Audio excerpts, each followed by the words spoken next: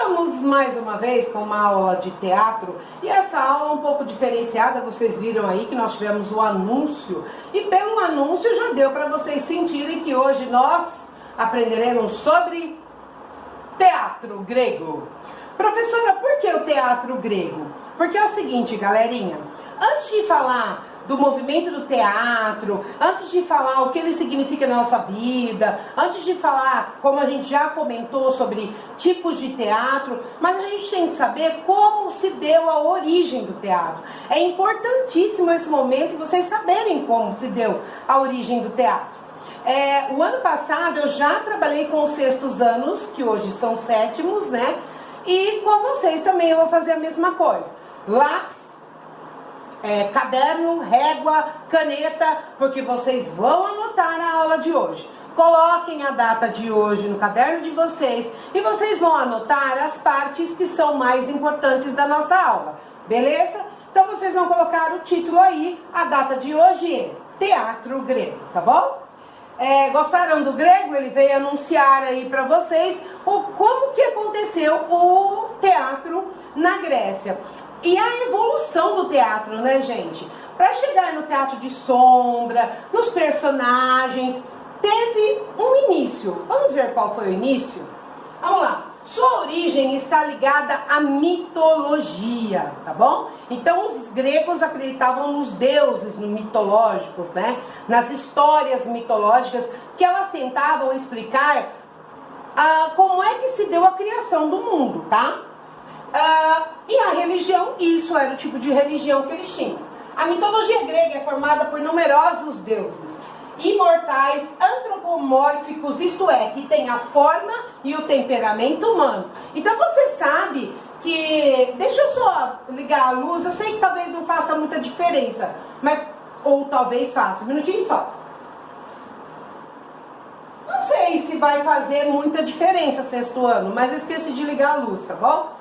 Então, os deuses, na visão dos gregos, eles tinham um corpo físico, né, humano, andavam por aí, né, só que deuses, eles eram com letra minúscula, porque nós não estamos falando do Deus Supremo, nós estamos falando de deuses, tá bom?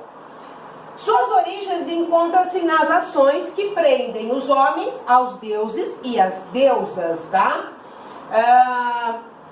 Eles estão nos rituais de sacrifício, na dança e no culto, tá bom?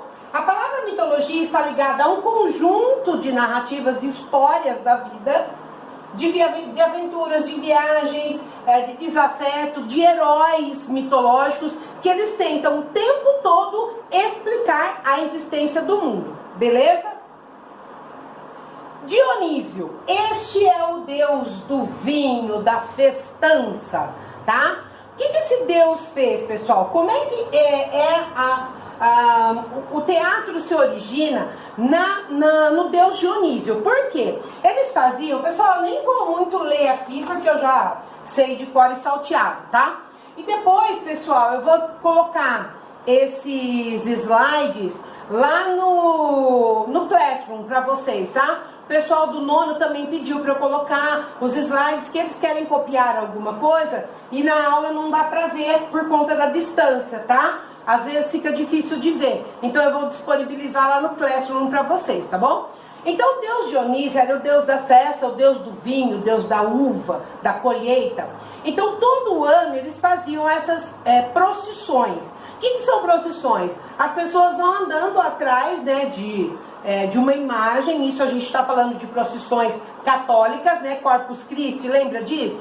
Então vai lá o santo na frente e todas as pessoas rezando atrás. Na Grécia, eles iam com uma carroça na frente, onde tinha uma pessoa que simbolizava o deus Dionísio. Ele se vestia como um deus Dionísio, na concepção como eles achavam que Dionísio era. E aí as pessoas iam atrás cantando, dançando, ó, enchendo a cara, bebendo muito vinho, né? Era uhul! Parecia uma sexta-feira, tá bom? E eles iam agradecendo o deus Dionísio pela colheita da uva, que eles tinham tido uma colheita farta, tá?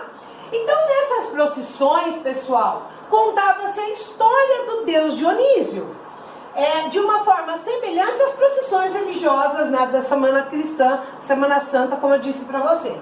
O que inicialmente era um bando de gente cantando e dançando, com o tempo ela se transforma e ela começa a fazer representações da vida do deus Dionísio. Então deixa eu explicar mais ou menos como é.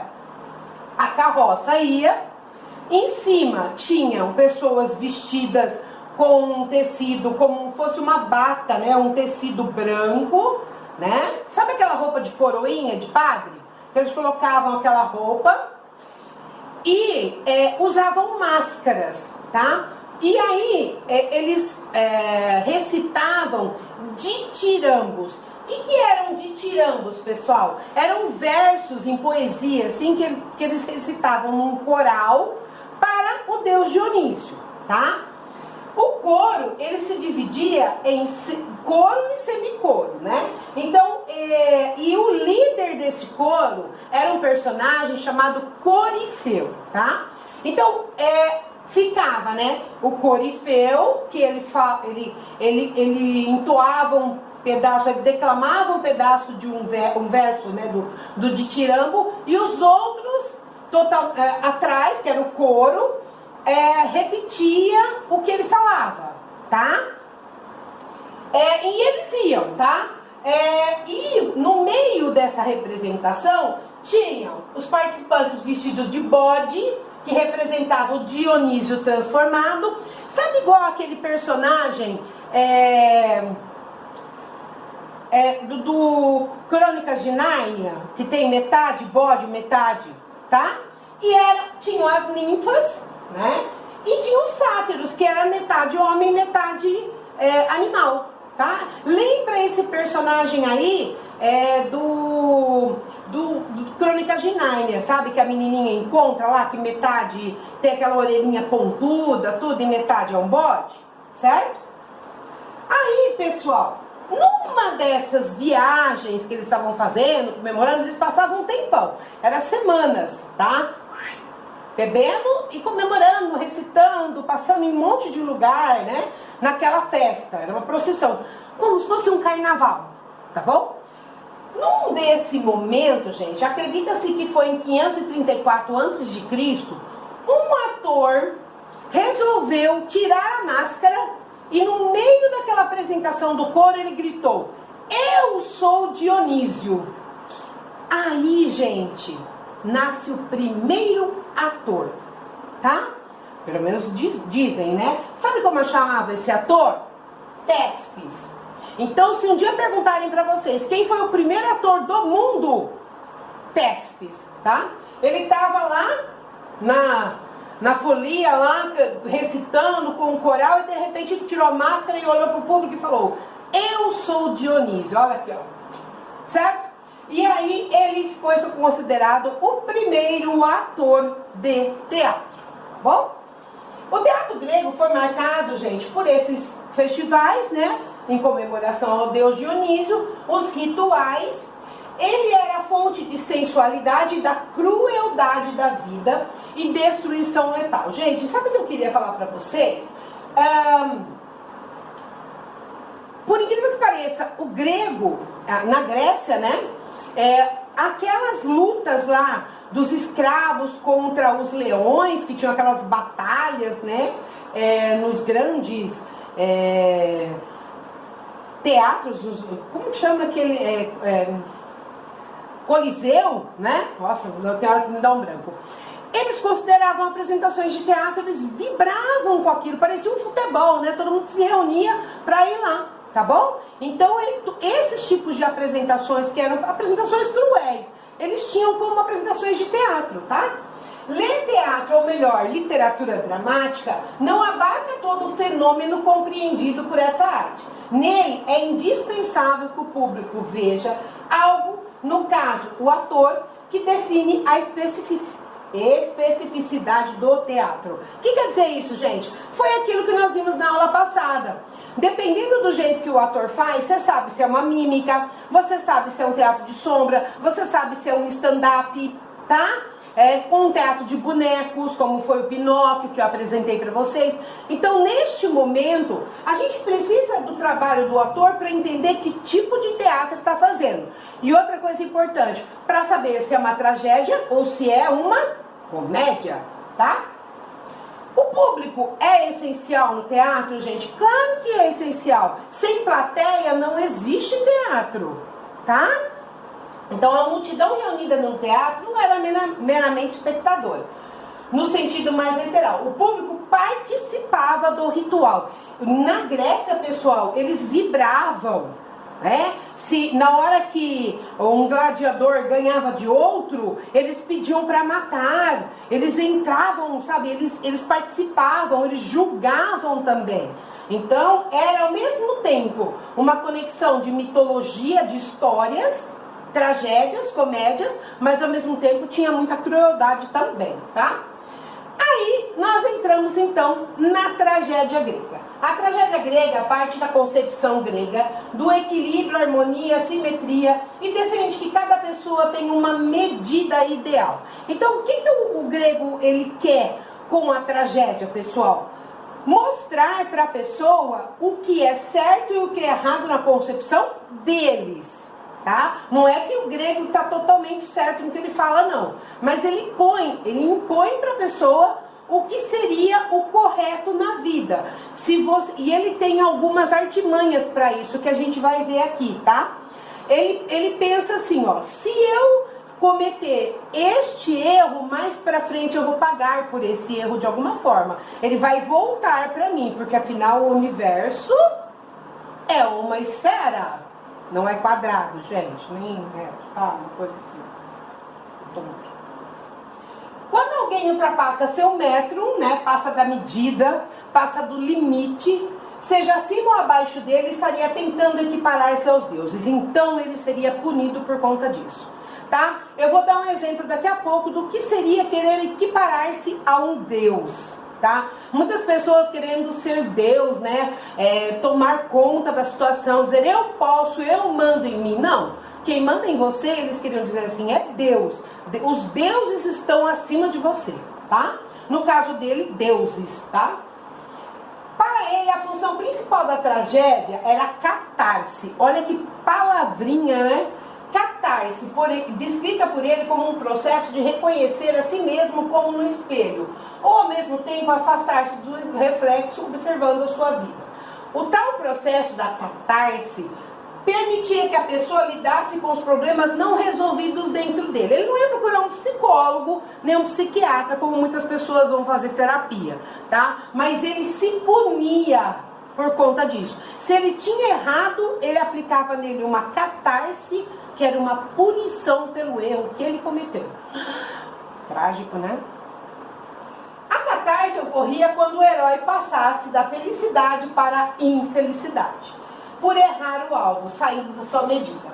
Os componentes dramáticos de uma tragédia eram o prólogo, que explicava a história, o prólogo, nada mais é, pessoal, do que um resumo da história. Sabe a sinopse? Quando você pega um filme, não vem aquele resuminho lá para você saber se você quer assistir ou não o filme?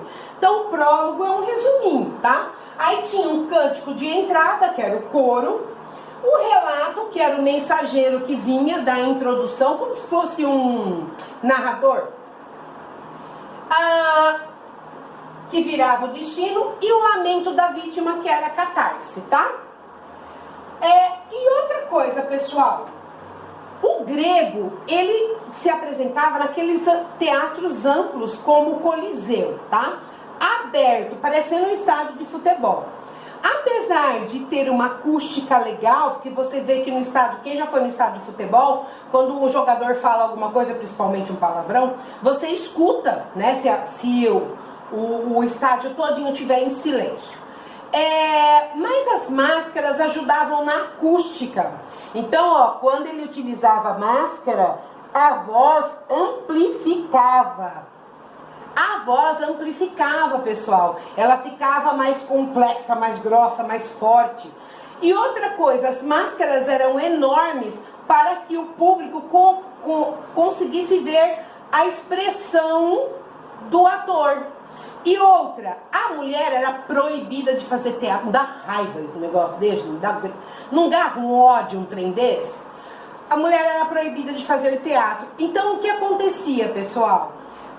Um homem fazia às vezes 3, 4 papéis, inclusive o da mulher. Então ele trocava de máscara, certo? Então ela amplificava a voz e servia para fazer personagens. Então olha lá as máscaras, pessoal. Aqui tem até máscaras japonesas, tá? Algumas têm buraco no olho, outras não, tá? E elas são grandes. Outra coisa, elas eram de pedra, de madeira e de couro de animais, tá? Não tinha máscara como a gente tem hoje em dia, tá bom? Os cenários, pessoal, os cenários eram muito inteligentes, muito interessante, porque assim, tinha uma pessoa que cuidava do cenário, sim, e um desses era um escritor de tragédia chamado Ésquilo, tá? Nós tivemos 3 dramaturgos. Dramaturgo é aquele que é responsável por escrever o texto teatral, né? E o dramaturgo de tragédia que nós temos é o Ésquilo, o Sófocles e o Eurípides, tá? São 3 dramaturgos da época. E eles faziam as construções de madeira e também tinha o camarim, que os atores se trocavam, era uma coisa normal, tá? Nesses amplos teatros tinha isso, beleza? Figurinos e adereços, gente. O Ésquilo também introduziu as máscaras, né? Foi ele o responsável. Máscaras de planos largos, que era para poder ver, tá? Não tô falando largo assim, largo maior, tá? Mas que ele conseguisse colocar. O traje era aquela túnica que eu falei para vocês, né? Um manto característico de córtulos, uma bota alta com cadarço e sola grossa, porque para ele ficar maior, tá? E os dramaturgos, como eu falei para vocês, o Sófocles, que escreveu Édipo Rei, que eu vou contar a história já já, Ésquilo e o Eurípides são os 3 dramaturgos. Pessoal, olha o tamanho da máscara, vocês estão vendo? Certo? Depois vocês vão ver isso. Deixa eu só falar um pouquinho mais da tragédia. O Édipo Rei, pessoal, essa história Édipo Rei é o seguinte, para eu poder ensinar para vocês, explicar melhor o que é a catarse. Diz a mitologia que um rei casado com uma rainha, né? Eu não me lembro o nome do rei, tá bom? Mas depois eu posso até lembrar. Mas a rainha chamava-se Jocasta, tá? Ele casado com ela, a Jocasta ficou grávida, né? E eles tinham o costume de ir até o oráculo, e o oráculo dava o futuro daquela criança. E aí o oráculo, pessoal, disse para o rei que aquela criança ia ser causadora de uma tragédia imensa no reino dele, pois ela mataria o próprio pai, ou seja, o rei, e casaria com a sua mãe. O rei ficou desesperado, e na volta, na mitologia, né, porque isso daí não é real, diz que ele pegou a criança e ele jogou de um penhasco. Primeiro, se ele tivesse jogado a criança no penhasco, a criança estaria morta. Mas por um milagre, a criança não morreu, a mãe se desesperou, né? A criança não morreu e foi encontrada por um morador, tá? Que morava ali nas montanhas. Esse morador cuidou dessa criança, ela cresceu e ele e deu o nome para ele de Édipo, tá? E em uma das saídas de Édipo, que Édipo tinha lá o exército dele, né? Em uma das saídas dele, numa batalha que ele teve, ele encontrou com um rei e seus soldados e eles tiveram uma batalha, uma luta cruel. E o Édipo acabou matando este rei. E o rei era o rei de Tebas, tá? E aí, pessoal, naquela época, quem matava o rei, e ele acabou também decifrando um enigma lá. E aí ele decifrou esse enigma também, e ele acabou ficando no lugar do rei e casando com a esposa do rei. Vocês já estão entendendo o que aconteceu, né? E ele pega a esposa do rei. E aí ele constrói, né, o reino dele. Ele era um rei muito justo. Só que o reino dele começa a ter muitos problemas do Édipo, tá? E ele começa a morrer os animais, ter muitas pragas. Aí o que ele faz? Vamos lá no oráculo, porque eu quero saber por que o meu reino, eu sou um rei tão justo, e por que o meu reino está nessa situação. E aí o oráculo fala, olha, você precisa descobrir quem matou o antigo rei de Tebas. Se você descobrir quem matou o antigo rei, o assassino de Lion, o assassino de Lion, quem matou o assassino de Lion, é por conta disso que o reino está nessa situação. E outra, vou te revelar uma coisa, Lion era seu pai, e você matou o seu pai e casou com a sua mãe. Por isso o reino está nessa situação. Ele se desesperou, porque até então ele estava numa felicidade plena, porque ele tinha a mulher que ele queria, a vida que ele queria, que era como rei, mas ele não fazia a mínima ideia que ele tinha matado o pai dele, Lion era o pai dele, e que ele tinha casado com a própria mãe. Gente, isso é uma história mitológica. Não estou dizendo que isso não pode acontecer por aí, claro que, né? Mas é mitologia. Então, na hora, ele ficou tão nervoso que ele quis se punir. E aí ele aplica nele a punição, que é a catarse. O que ele faz? Fura os próprios olhos e sai a caminhar pelo mundo até a sua morte. Dizem que Jocasta se mata também, não sei se é verdade, mas isso é uma mitologia, né? De tão desesperada ao saber que ela tinha desposado, tinha casado com o próprio filho. Então os gregos, eles utilizavam as histórias mitológicas para passar um fundo de uma lição, uma moral, certo? Então, galera, viram como é profunda a tragédia grega, né? E agora, para quebrar um pouquinho, a comédia, tá?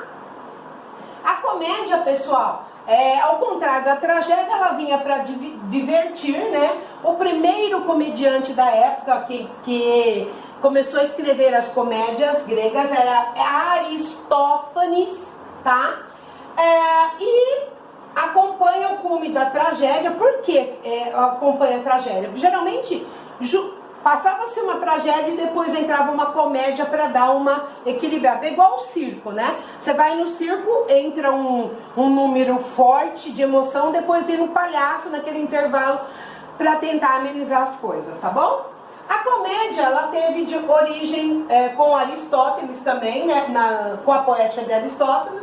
Tem as cerimônias, danças, né? A palavra comédia é derivada de comos, aos quais os cavaleiros da sociedade despojavam de toda a sua dignidade por alguns dias em nome de Dionísio. Então aquelas procissões de brincadeira, de alegria, já era uma comédia, era um exemplo de comédia, tá? Grande festival aconteceram lá, né? Que eles tinham, além das comédias, eles tinham concursos de comédia e máscaras, tá? E a comédia, ela se dividia, não só numa comédia simples, mas tinha comédia antiga, que vai desde as grotescas cabeças de animais, que são enormes, né? A retratos de caricaturas de reis, rainhas, etc, tá? Então aqui, pessoal, algumas máscaras, né? Do grega e máscaras também de teatro que vocês conhecem. Certo? Ok, pessoal? Então, essa aula de hoje a gente falou mais da Grécia, tá? O que eu gostaria de falar com vocês também, pessoal? Eu sei que a aula vai ficar um pouquinho extensa, mas é interessante que isso aqui está na apostila. Eu gostaria, como eu já dei a introdução com os saltimbancos trapalhões que vocês viram na outra aula, né? Um dos espetáculos que fazem parte de apresentação teatral, pessoal, é o espetáculo do circo. Tanto é que o slide é circo e teatro, tá? Então, o circo faz parte de uma linguagem artística teatral, né? É um conjunto de artistas que tem habilidades como malabarista, palhaço, acróbatas, entre outros, que se apresentam itinerantes. O que são itinerantes? Artistas que não ficam num só lugar, eles saem e cada semana ele está num lugar diferente, tá bom? Para você, o que é o circo? Pessoal, o circo é uma família, né? Geralmente são compostos por família. É um espetáculo itinerante que ele viaja de lugar para lugar, levando diversão para vocês. Antigamente se usava animais em circo, animais selvagens, mas graças a Deus não se usa mais, tá? A criação do circo, pessoal. Olha lá, ó, por isso que tá ligado à Grécia, tá? Estudos apontam que o circo já existia há 4.000 anos atrás nas várias civilizações antigas. O primeiro grande circo conhecido, isso, gente, na Grécia, no Egito e na Índia, tá? Foi o Circo Máximos, construído em Roma. Exibia lutas de gladiadores, olha lá o que eu falei pra vocês. Corridas de bigas, que eram aquelas carruagens, né, antigas dos romanos. Apresentações com leões, tigres e outros animais ferozes. E dessa forma tinha capacidade para 150.000 pessoas. Muita gente no lugar, né? O incêndio destruiu, então foi substituído pelo Coliseu. Então o Circo Máximos, que cabia 150.000 pessoas, foi substituído pelo Coliseu, que eu falei para vocês, que é o primeiro teatro, né, assim, famoso do mundo, né, gente? Na idade, começaram a surgir apresentações de muitos artistas, públicos como praças, entradas de igreja, feiras, e aí sim popularizou o circo, o teatro, tá bom? Circo contemporâneo. Hoje em dia, pessoal, nós temos circos contemporâneos e eu vou dizer para vocês, não é esse circo de tenda normal, mas o circo, por exemplo, o espetáculo de Circo du Soleil, é um circo contemporâneo tecnológico, né? Então hoje vocês têm circos assim, ó, em que podemos aprender arte circense em escolas e não somente de pai para filho, como eram comuns nas famílias antigamente, né?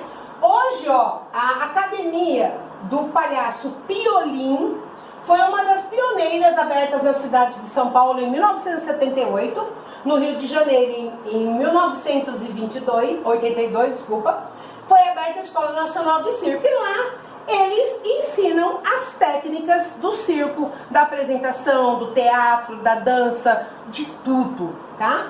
E aí, gente, olha lá, ó, no Brasil temos muitas companhias teatrais circenses, tá?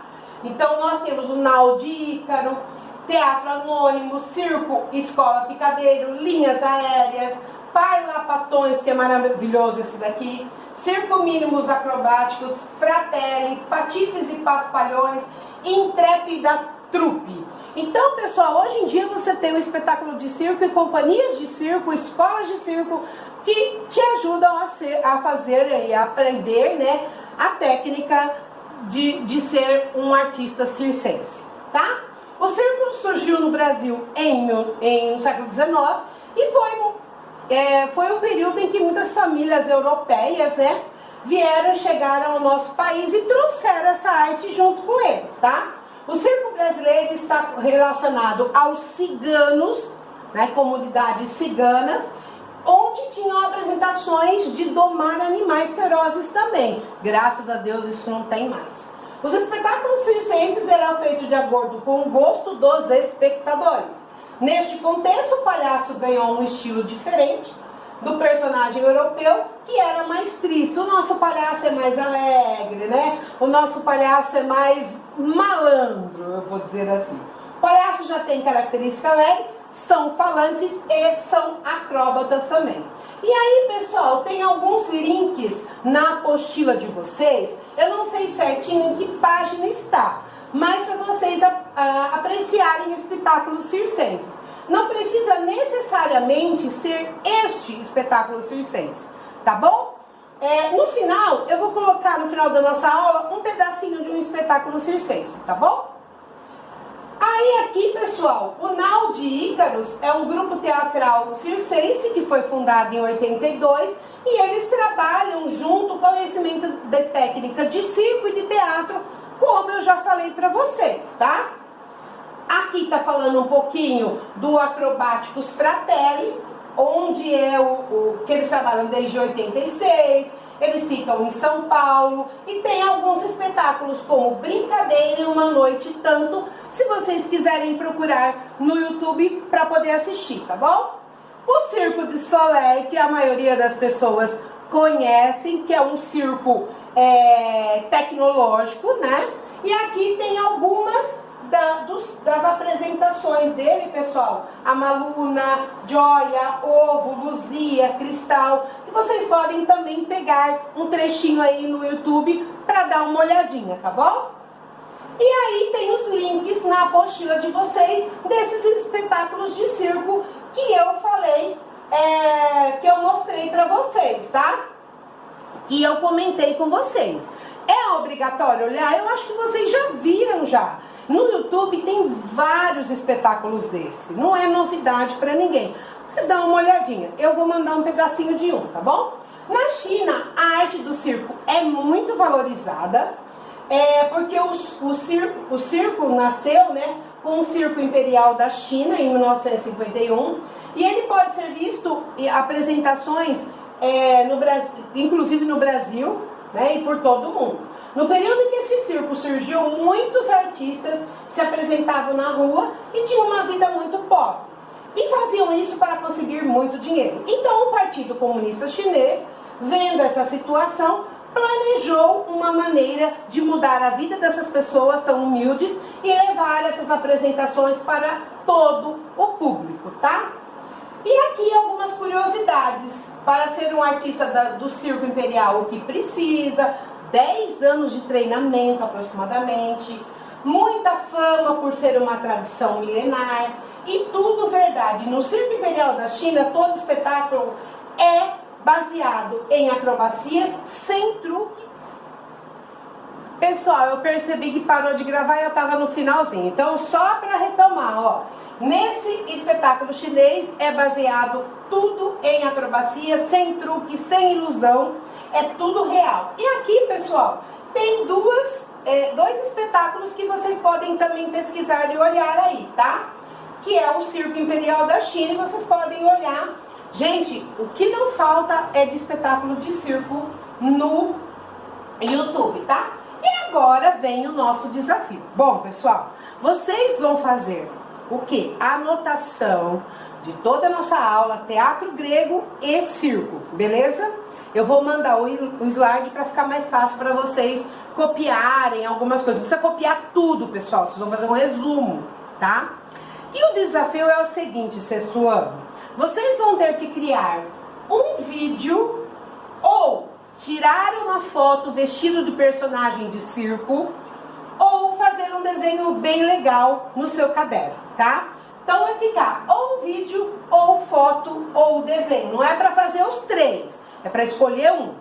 E tem que ter alguma coisa circense. Você pode fazer um número de palhaço, você pode fazer um número de mágica, você pode se vestir de palhaço e tirar uma foto, você pode se vestir de mágico e tirar uma foto, você pode fazer o desenho de um mágico, o desenho do circo, tá? Com a data de hoje. Quando é que você vai me enviar isso? Só quando a professora pedir para vistar as atividades. Não é para me mandar antes, porque o meu celular não está cabendo mais nada. Beleza? Sextuano é essa nossa aula. Aprecie agora os vídeos. Um super beijo e até a próxima aula.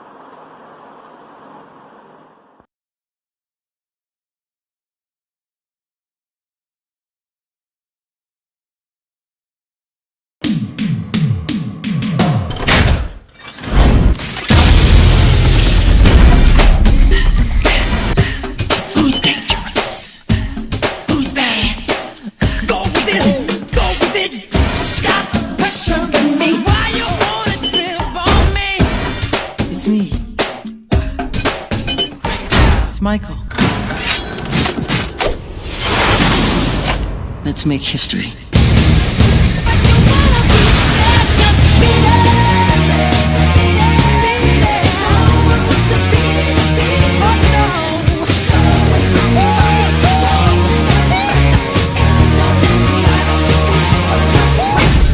Who's there?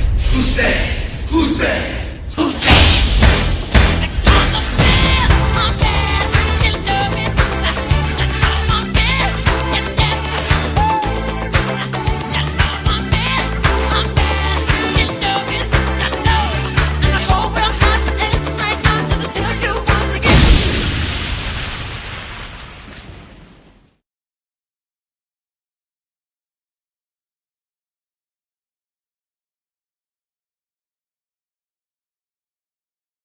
Já deixa o seu like, se inscreva no canal, ative o sininho e agora boa diversão! A confusão tem endereço, a alegria sabe aonde mora. A maluquice é só o começo, o condomínio do Tubinho começa agora.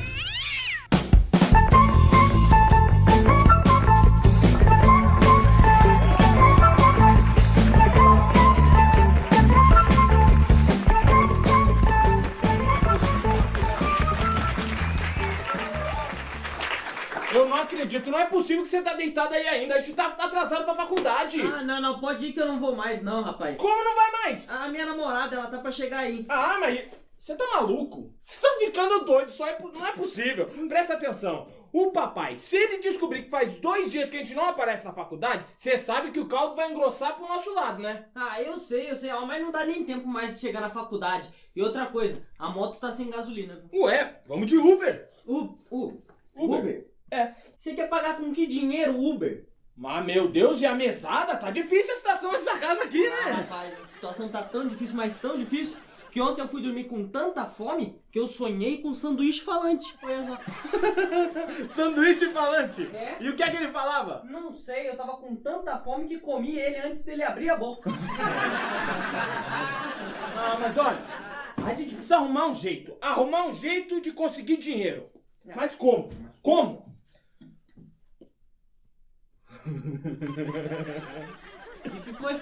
Tive uma ideia! E qual a ideia? Sabe o empregado que o papai contratou pra cuidar da casa, o Tubinho? Ah, sei. Então, é muito simples. Ele recebeu hoje. Vamos arrumar um golpe e vamos tomar o dinheiro desse trouxa. Ah, mas um golpe, arranjar um golpe, mas que golpe? Tem que pensar. Aí é que tem que pensar, tem que ser um golpe bom e que ele vá cair. Mas qual? Já sei! Lembra daquele golpe que a gente aplicava nas crianças lá na fazenda do pai? Ah, Um das perguntas, lembra? Ah, eu sei, eu lembro qual que é, mas isso a gente fazia com criança de 8 anos. De 8 anos? Ele não vai cair nessa. Não, o Tubinho é burro o suficiente pra cair. Certeza. Vamos embora, vamos fazer. É o mesmo golpe, é a mesma Tá bom, coisa. mas ó, não pode demorar que a minha namorada tá pra vir Tá aí. bom, vai de uma vez. Tá bom, não pode demorar. Vai, some daqui. Ô, Tubinho! Oi? Tubinho, vem cá! Tô indo, rapaz, tô indo. Tubinho, o rei do riso. Não sei como é que pode, não sei como é que pude. Comi um caco de vidro e caguei bola de gude.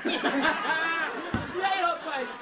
Cara, eu precisava falar com você. Quem falar comigo que eu tô limpando a casa. Em compensação, o cara tá complicado de limpar essa casa, viu? Tá complicado por quê? Você e teu irmão são muito bagunceiro, cara. Que bagunceiro? Tá louco, Para. bicho. A pula. Pula o quê? Pula, amor de Deus, me ajuda, né? O que foi, rapaz? Eu fui pegar as roupas que estavam no cesto, as roupas sujas, as roupas começaram a brigar, as roupas não conseguem conviver junto uma com a outra, Não, então peraí. As roupas estavam brigando? Você tem uma ideia? A tua cueca falou assim pra tua meia. Falou, nossa, dona Meia, a senhora é muito fedida. Parece que caminhou num pote de queijo. E o que a meia respondeu? Falou, pior é a senhora, dona Cueca, que parece que levou uma freada de bicicleta bem no meio. Olha aqui, ó. Eu tenho uma pergunta pra fazer pra você. Que pergunta? Você quer ganhar dinheiro, mas ó, é muito dinheiro. Cara, só tem uma coisa que eu gosto mais do que ganhar dinheiro. O quê? Gastar dinheiro, é mais gostoso. De gastar dinheiro. Não, presta atenção. Tá. Presta atenção. Eu vou te fazer 3 perguntas. Tem pergunta. Cada pergunta dessas que você errar, você me paga R$10. Só que se você acertar, eu te pago 10. É mesmo? É mesmo. Negócio fechado. Fechado? Não é fechado. Então tá bom, mas você é bom de jogo? Eu sou, paga 10, paga 10, paga 10, paga 10. Paga 10, velho. Que Eu já tentei, paga 10, paga 10. Calma, eu tô falando. Tá. Não, mas você tá com dinheiro aí? Eu tô, acertei outra, paga 10, paga 10, paga 10. Mas nem Paga 10, paga 10, paga 10. Ai. Ai, o quê? Ai, que gostoso. O negócio é sério, presta atenção. Presta atenção. Vamos lá. Vamos começar o jogo a partir de agora. Ah, que pena, já tinha ganhado 2 vezes. Vai, vamos lá. Presta atenção. Na fazenda do meu pai, tem 3 vacas. 6 vacas. A vaca branca, a amarela e a vaca malhada. Qual é a minha vaca preferida? Ah, malera. Errou. Errei. Errou, rapaz. Errei. Paga 10, paga Paga 10. 10. Exatamente. Vai, Tubinho, A minha preferida é a vaca malhada. É vaca malhada. A vaca malhada. A vaca malhada. Na fazenda do meu pai tem 3 vacas. 3 vacas. A branca, a amarela e a vaca malhada. Qual é a preferida do meu pai? A banca. Errou. A vaca Errou, rapaz. Errou, paga. Errei também? Paga. Parece que eu só erro. Tubinho. É a vaca malhada. É vaca malhada. A vaca malhada. É vaca malhada. Tubinho, o meu pai precisava vender uma das vacas. Qual vaca ele vendeu? A branca, a amarela ou a malhada? A malhada. Errou. O quê? Errou, seu... Que foi? Paga. Paga. O quê? É a vaca malhada, Tubinho. Vaca Eu errei 3 vezes, cara. Cara, isso aqui é um pega-trouxa, rapaz. Como assim? Qualquer coisa que eu te perguntasse, a resposta era sempre a vaca malhada. Mas é só falar sempre a vaca malhada. É, foi minha mãe que ensinou esse jogo. Você conhece minha mãe? Conhece, é a vaca malhada, né? Chama minha mãe. Muito bonito, a gente atrasado pra faculdade, vocês dois conversando, batendo foi? papinho aí, né? Vou pegar o Dimitri, cara. Boa! Vou pegar o Vai Dimitri. lá. Dimitri, Oi. você quer jogar um jogo? Ah, eu quero. Só que vale 10 real. Não. O jogo vale 30. É que eu estou na Black Friday. Vai de uma vez. Ó, eu vou te fazer 3 perguntas diferentes. Mas a resposta é sempre a mesma bosta. Idiota! Não pode falar! Ah, não pode? Não pode. Ah, não pode falar. Dimitri, eu vou fazer 3 perguntas, cada uma vale 10 real. Sim. Posso começar? Pode, vai. Ó, na fazenda do teu pai... Não, na fazenda do meu pai. Na fazenda do pai dele... Não! É do teu burro! É do teu burro!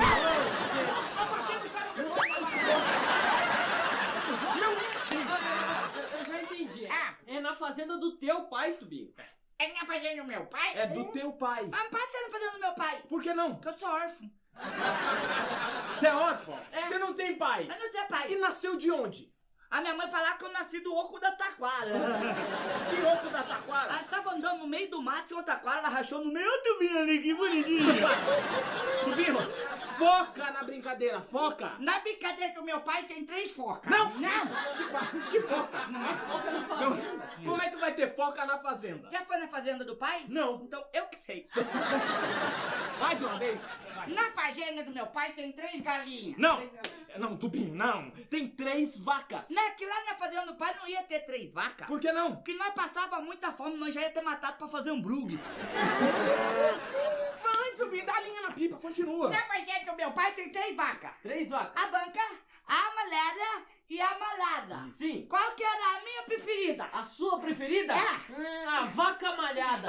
Ele acertou de casal, cara. Aí ele acertou? Paga. Aí o quê? Ai, que ódio! Vai. Continua. Na fazenda do meu pai tem 3 vacas. 3 vacas. A banca, a malhada e a malhada. Qual que é a preferida do meu pai? Do seu pai? É. A vaca malhada. Eu vou dar uma porrada nele. Não. Ele acertou? Ele acertou. Paga. Ai, que ódio, cara. Vai, Tubinho, vai, Quero continua. uma brincadeira. Não, senhor. Volta aqui, vai, continua. Na fazenda do meu pai tem 3 vacas. A branca, a malhada e a malhada. Sim. Meu pai precisou vender uma vaca. Que vaca que ele vendeu? Ele vai falar malhada, toma dela.